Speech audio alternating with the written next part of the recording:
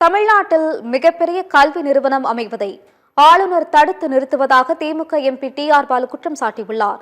கிடப்பில் உள்ள கலைஞர் பல்கலைக்கழக மசோதா, விளையாட்டு பல்கலைக்கழக மசோதா மீது நடவடிக்கை எடுக்க வலியுறுத்தி முதலமைச்சர் ஸ்டாலின் எழுதிய கடிதத்தை குடியரசுத் தலைவர் மாளிகையில் திமுக கூட்டணி எம்பிக்கள் நேரில் வழங்கினர்.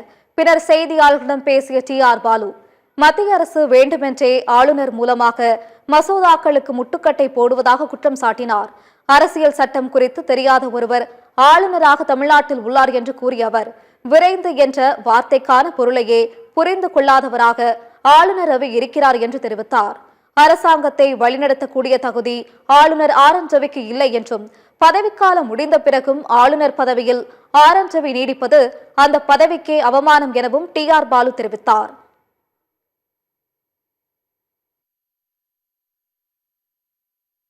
கவர்னர் அவர்களுக்கு அன்றைக்கே அனுப்பப்பட்டு அனுமதிக்காக கவர்னருடைய ஒப்புதலுக்காக அனுப்பி வைத்திருக்கிறார்கள். தமிழ்நாடு அரசு அனுப்பிய அந்த மசோதா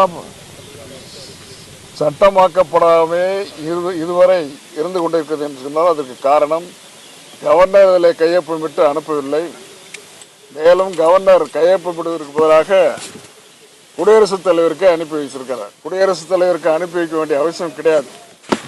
இந்த சட்ட மசோதாவை கவர்னரே கையெழுத்து போட்டு அதை திருப்பி தமிழ்நாடு அரசுக்கு அதை அனுப்பி வைத்திருந்தால் நேரம் சட்டமாக்கப்பட்டு இந்த பல்கலைக்கழகம் முழு வடிவிலே உருவாகி இருக்கும்.